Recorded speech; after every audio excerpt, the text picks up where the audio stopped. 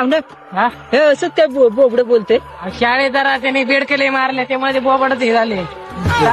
काय बोलतं ते समजत नाही हो. अहो काय ते आम्हाला पण समजत नाही ते का तुमच्या त्या जंगलाला पालत आणायला आलं पालक. तो काय झालं माहिती काय, सध्या ऊन भरपूर आहे.